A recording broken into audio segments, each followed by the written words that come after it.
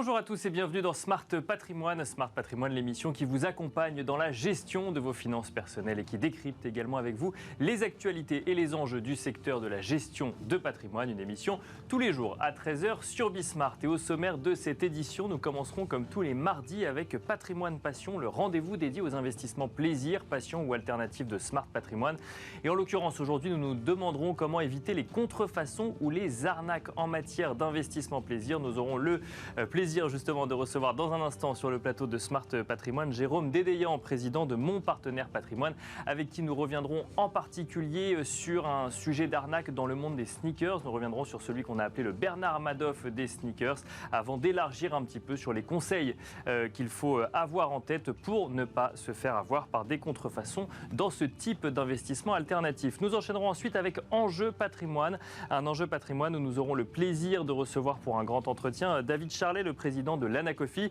Nous évoquerons évidemment avec lui le sujet de la réforme du courtage qui est actuellement bloqué ou en tout cas en attente de décision du Conseil constitutionnel pour savoir si oui ou non cette réforme du courtage peut continuer sous sa forme actuelle. Mais nous évoquerons également avec David Charlet le sujet de la transparence des frais en matière de gestion de patrimoine ou encore celui de la récolte des préférences ESG des épargnants. Nous nous demanderons si tout est clair pour les CGP qui doivent effectivement récolter toutes ces informations. Donc ce sera dans un instant dans Enjeu Patrimoine. On se retrouve tout de suite. Et nous commençons donc avec Patrimoine Passion, le rendez-vous dédié aux investissements plaisir, passion ou alternatives de Smart Patrimoine. Et aujourd'hui, nous n'allons pas adresser une thématique d'investissement en particulier, mais bien plusieurs. Et on va essayer de comprendre comment éviter des arnaques ou des contrefaçons en matière d'investissement plaisir. Pour cela, nous avons le plaisir de recevoir sur le plateau de Smart Patrimoine Jérôme Dédéian, président de Mon Partenaire Patrimoine. Bonjour Jérôme Dédéian. Bonjour Nicolas. Bienvenue sur le plateau de Smart Patrimoine. Alors vous êtes venu plusieurs fois dans ce rendez-vous Patrimoine Passion sur le plateau de Smart Patrimoine évoquer l'investissement dans les Lego, dans les sneakers. On a également évoqué l'investissement dans les jeux vidéo. On voulait revenir avec vous sur l'investissement dans les sneakers puisque il y a la théorie où tout est beau, puis la pratique où parfois peut y avoir, pas tout le temps bien sûr, mais peut y avoir quelques arnaques ou quelques contrefaçons et c'est le sujet qui va nous animer aujourd'hui. Exactement Nicolas, je suis très content de venir faire le service après-vente de la session qu'on avait fait sur la revente ou l'investissement plaisir dans les baskets d'occasion, les sneakers, appelons les choses par leur nom, parce qu'il y a eu effectivement une énorme arnaque qui vient d'éclater. Le procès a démarré cet été, une énorme arnaque aux sneakers, une arnaque quand même à 85 millions de dollars de préjudice. 85 millions de dollars, alors effectivement on imagine bien qu'une paire de baskets ça peut chiffrer un peu, mais enfin quand même il faut en vendre beaucoup pour atteindre ce niveau-là. Comment est-ce qu'on en est arrivé à un niveau pareil ? En vendre beaucoup sans les livrer. C'est ça. Nous sommes en présence, on va revenir un peu sur ce qui s'est passé sur cette affaire, parce qu'elle est vraiment emblématique de ce qui peut se passer quand on investit dans le patrimoine plaisir, dans une thématique qui vous intéresse, comment ne pas se faire avoir. Et en fait, on est en présence vraiment d'une pyramide de Ponzi absolument classique. C'est pour ça qu'on a parlé, en parlant de Michael Malekzadeh, puisque c'est lui le contrevenant, du Madoff de la sneakers. Qu'est-ce qu'il a fait ? C'est très simple. Il avait une société qui s'appelait ZadekX LLC, qui a été montée en 2013 et qui était une plateforme d'achat et de revente de baskets d'occasion, de sneakers. Jusque-là, tout va bien. Exactement. Et alors, il se procurait ou il proposait à la vente des sneakers très prisés par les collectionneurs, vous savez, des séries limitées, choses faites en coopération, tous ces thèmes qui animent le marché dont on avait parlé, principalement des Nike et des Adidas, qui sont les deux marques qui sont les plus bankable sur ce marché de l'investissement plaisir dans les sneakers.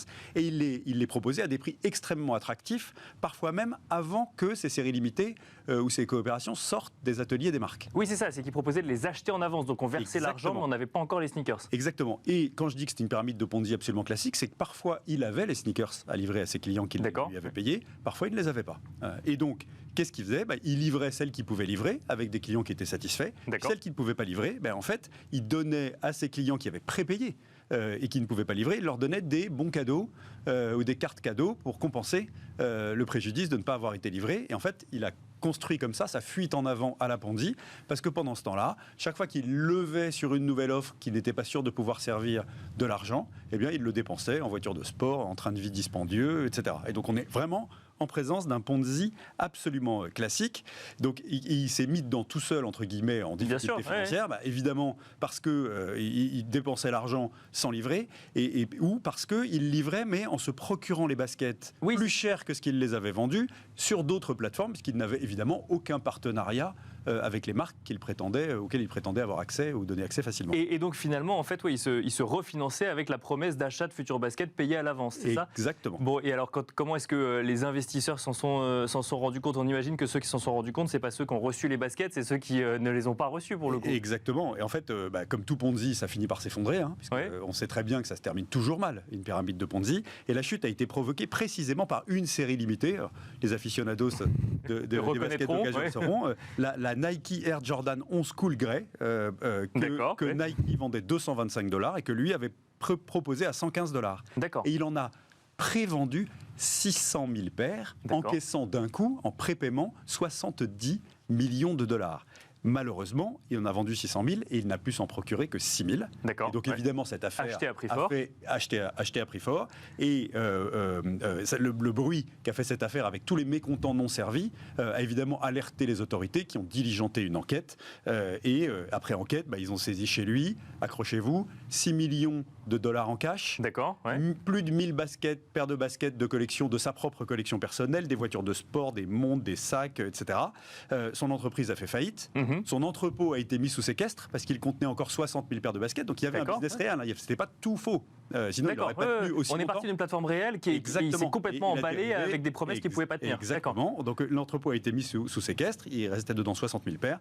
Tous ces biens saisis, le procès est en cours, vont évidemment être vendus pour essayer d'indemniser autant que faire se peut les gens qui ont subi ce préjudice, évalué encore une fois à 85 millions de dollars. Donc c'est considérable.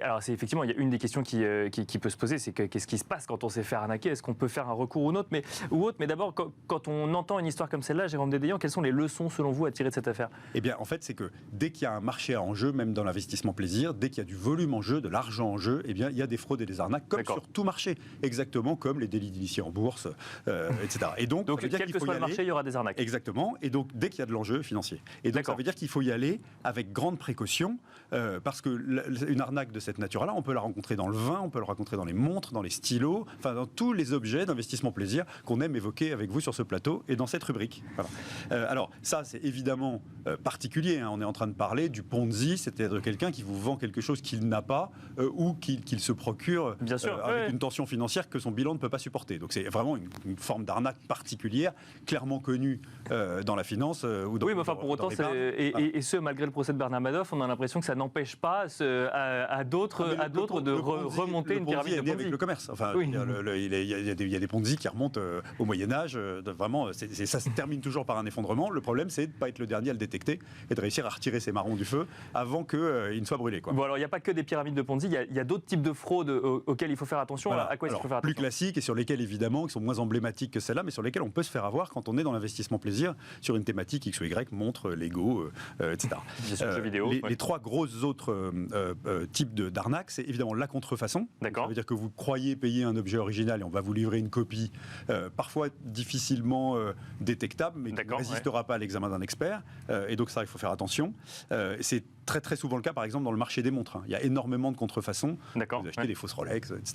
Vous croyez acheter une Rolex, c'est une fausse Rolex qu'on vous livre, etc. Bon.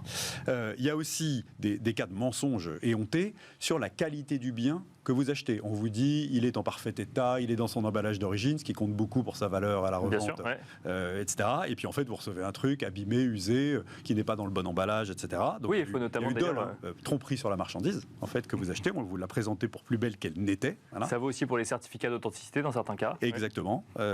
Donc ça, c'est important de regarder ce type de fraude-là. Et puis, il y a aussi une fraude que j'ai vue dans mes recherches qui est assez intéressante. Là, c'est quelqu'un qui, en fait, prétend avoir ou vend en très grand nombre, en diffusant son annonce très largement, il prétend avoir quelque chose de rare que beaucoup de gens convoitent, et en fait, il ne l'a pas du tout, ou il ne l'a qu'en un exemplaire. Mais il va le vendre plusieurs fois. Et là, parfois, il va jusqu'à vous livrer un colis vide dans le point relais dans lequel il a dit qu'il vous livrerait. Et si vous n'allez pas le chercher tout de suite, vous savez, il y a des délais de réclamation. Bien sûr. Et si vous laissez passer le délai de réclamation, ça va être très difficile de faire valoir vos droits. Et puis évidemment, le temps que vous vous retourniez, il est parti avec tous les virements qu'il a encaissés. D'accord. Et donc on se rend compte du poteau rose quand on ouvre un colis vide, tout simplement. Exactement.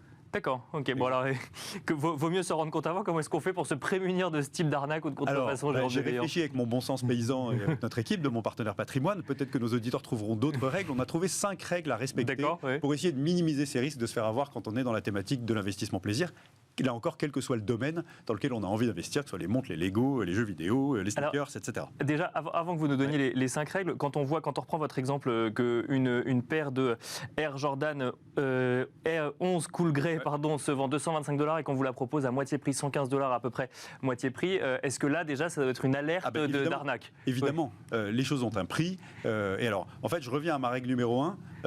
N'investissez que dans des domaines que vous connaissez, dans lesquels vous avez développé une expertise, soit parce qu'ils vous passionnent et donc que vous êtes devenu un expert, soit parce que vous travaillez avec des experts ou vous avez pris le temps d'investir. C'est un truc assez simple à faire. Personne n'achètera jamais une action sans s'être intéressé à la valeur de l'entreprise dans laquelle il va investir et à ses perspectives. Personne n'achètera un bien immobilier sans se demander comment il est positionné en prix par rapport au marché, est-ce qu'il est facilement louable ou pas. Et sans même le visiter, tout simplement. Ou sans même le visiter. Voilà. Et c'est la même chose. N'achetez pas un truc sur un coup de tête parce qu'on vous a dit que c'était bien d'investir dans les sneakers, c'est que ça, c'est une super paire.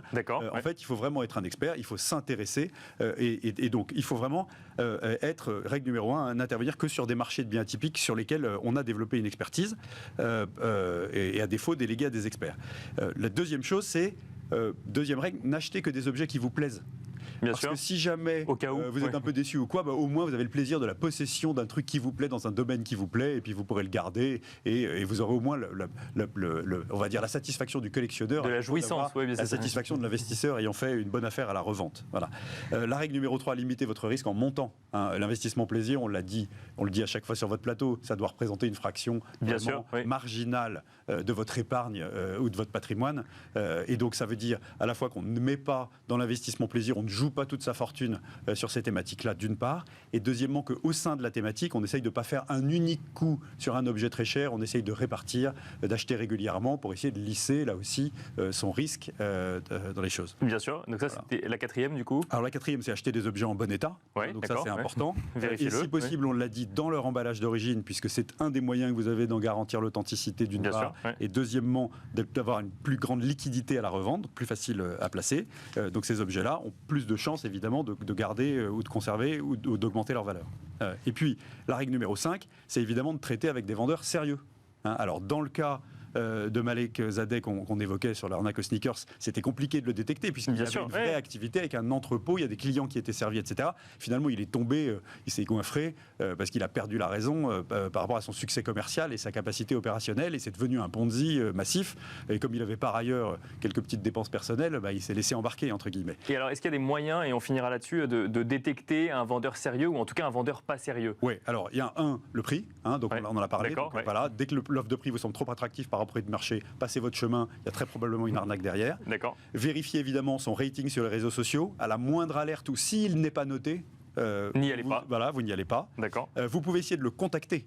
Ça c'est très important pour vérifier l'état, savoir d'où vient le bien, comment il se l'est procuré, est-ce qu'il a la facture d'origine, etc. C'est une façon de s'assurer de son existence réelle et de son sérieux, vous donner des garanties.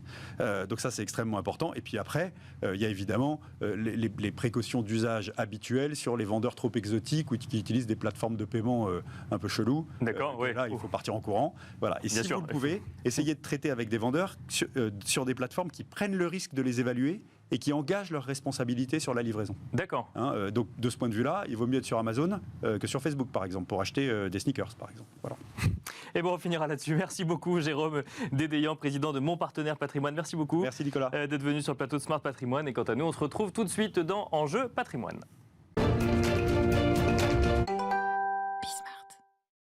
Et nous enchaînons à présent avec Enjeu Patrimoine, où nous avons le plaisir de recevoir David Charlet, le président de l'Anacofi, pour un grand entretien avec, au sommaire, 3 sujets qu'on a envie de traiter avec David Charlet sur le plateau de Smart Patrimoine. Le sujet de la réforme du courtage, évidemment, qui sera-t-elle bloquée, ne sera-t-elle pas bloquée? Quel impact sur les associations de CGP? C'est autant de questions que nous lui poserons dans un instant. Mais nous évoquerons également le sujet de la transparence sur les frais ou encore de la récolte des préférences ESG des épargnants. Bonjour David Charlet. Bonjour. Bienvenue Bienvenue sur le plateau de Smart Patrimoine. Première question qui anime quand même pas mal actuellement le monde des CGP, c'est cette réforme du courtage. Les associations agréées s'y préparent quand même depuis plusieurs mois, ça peut même se compter en années pour certaines d'entre elles.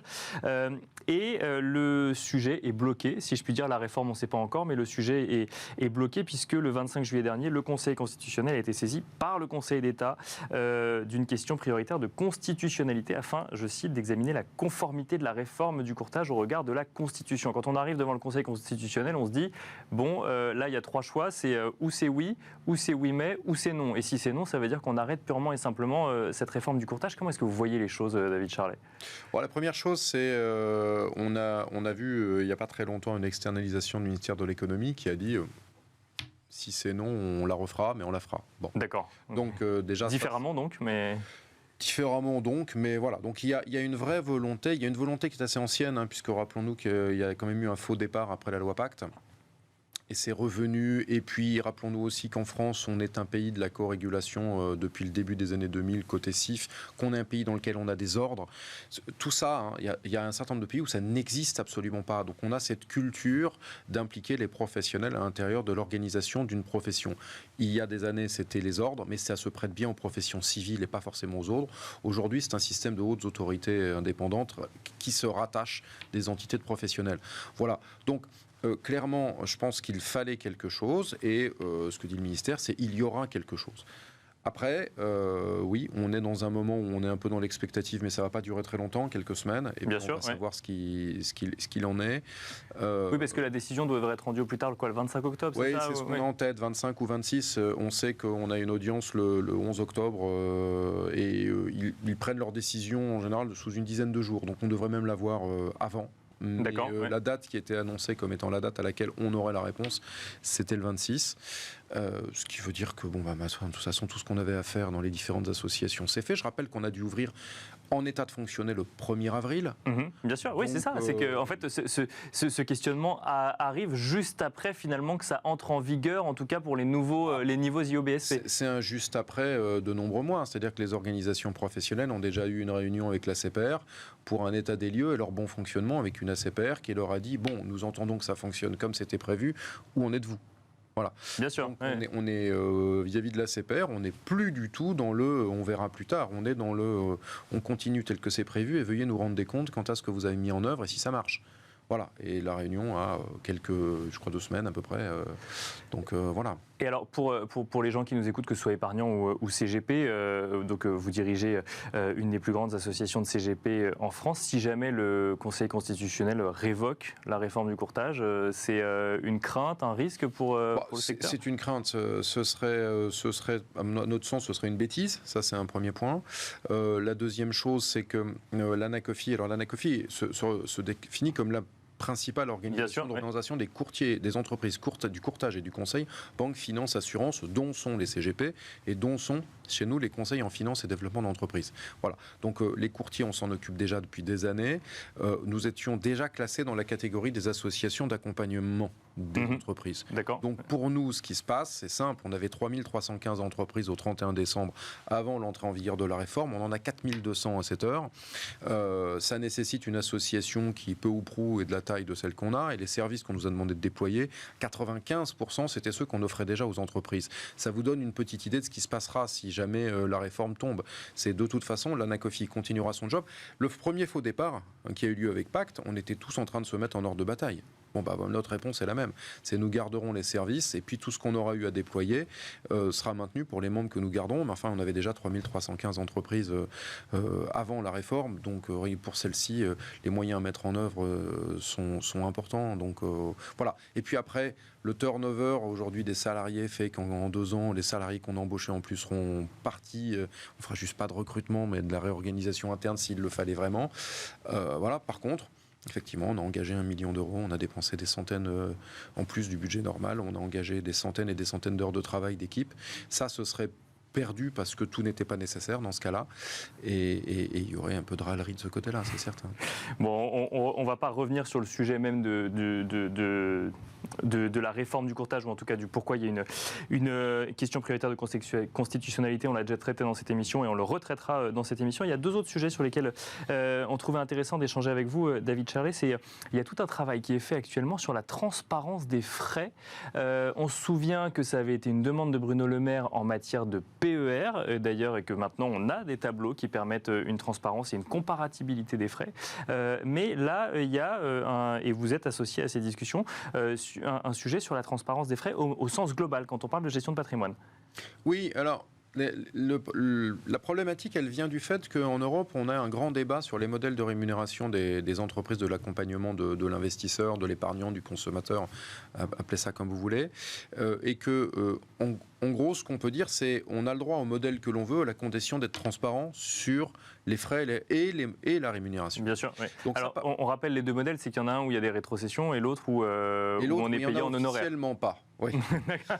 Non, mais l'officiellement pas est intéressant quand même, puisque dans certains de ces modèles, vous pouvez en avoir que nous, on qualifierait de rétro-commission ou de commission. D'accord. Mais c'est rattaché à, si vous regardez l'Angleterre, c'est possible, sur de l'assurance vie long terme, et à condition que le client ait dit qu'il venait faire de l'épargne, auquel cas il donne son accord pour que vous soyez rémunéré par la compagnie. Vous réfléchissez 2 secondes et vous me dites où est la différence par rapport à nous, qui disons c'est toujours comme ça, mais je vous dois le détail de ce que je vais percevoir, et si vous n'êtes pas d'accord, on fera autrement. D'accord. Okay. Je comprends. Juste réfléchir celle-ci.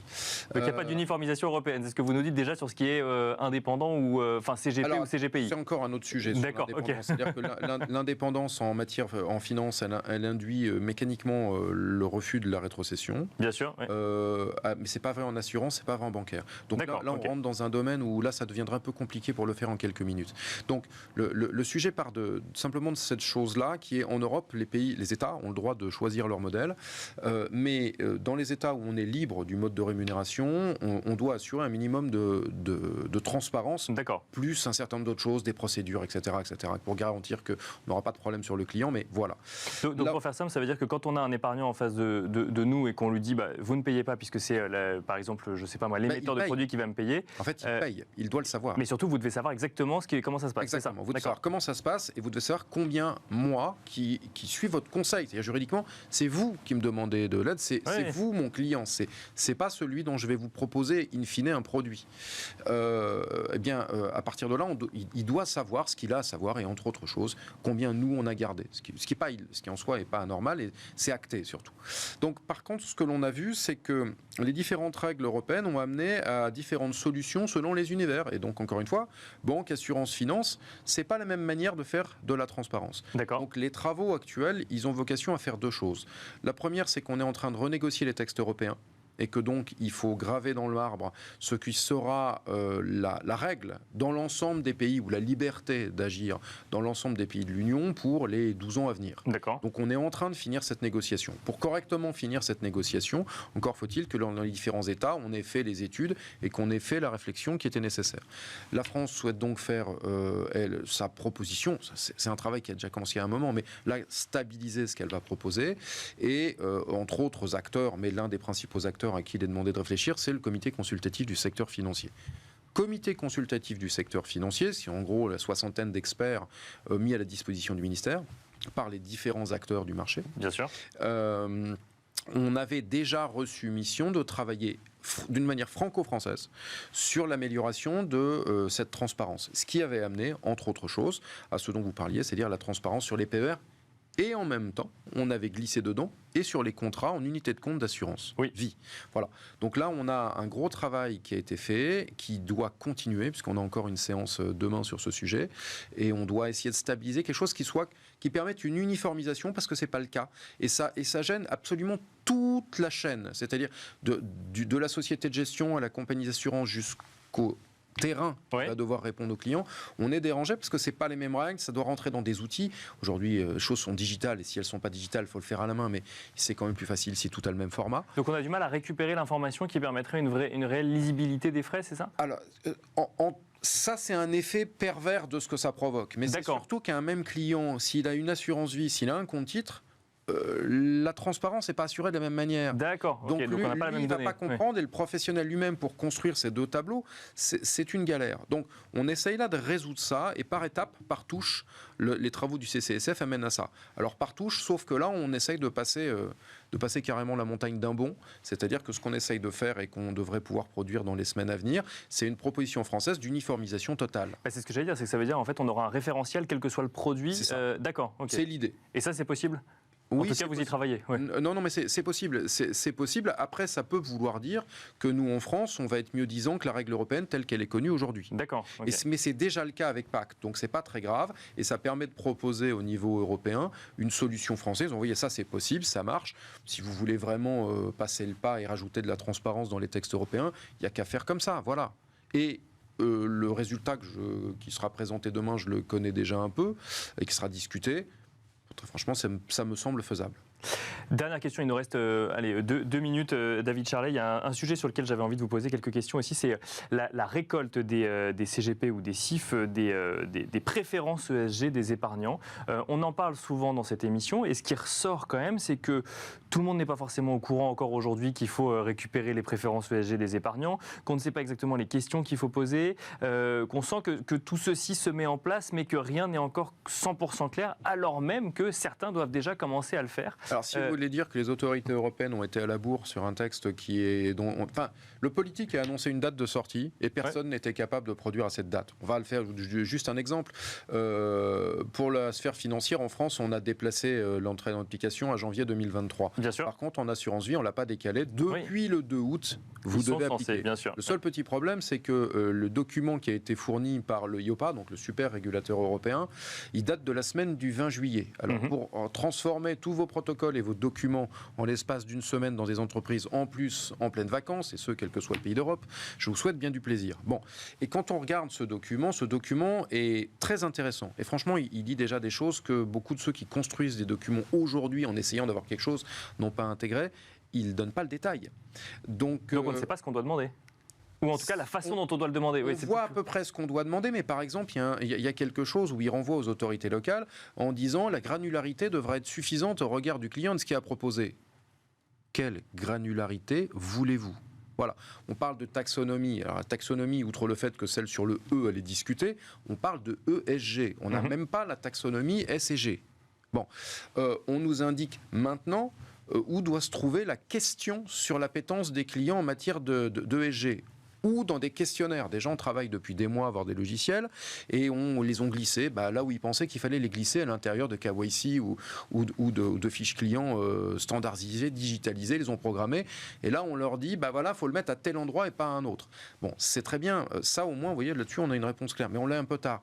Donc, de toute façon, il n'y a pas le choix. Il faut appliquer.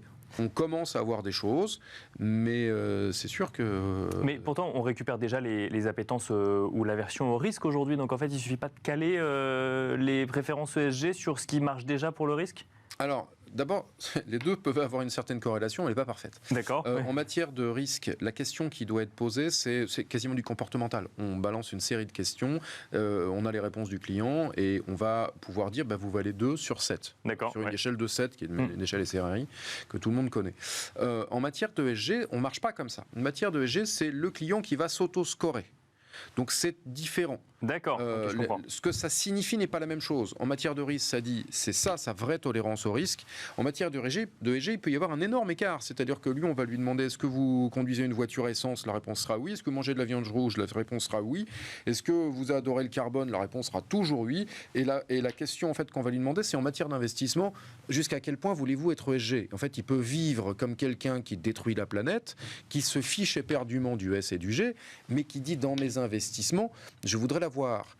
Alors qu'en risque, sa réponse qu'il nous donne, c'est en fait sa réalité de tolérance au risque et normalement... Oui. On est sur du déclaratif et non pas sur du scoring, je comprends. Et voilà. On va devoir s'arrêter là-dessus malheureusement en termes de timing. Mais merci beaucoup David Charlet d'avoir... vous êtes prêt à l'exercice de répondre à 3 sujets quand même d'enjeux, d'actualité en matière d'actualité de gestion du patrimoine. Je rappelle que vous êtes président de l'Anacofi. Merci beaucoup. Merci à vous. Et quant à nous, on se retrouve demain à 13h sur Bismart.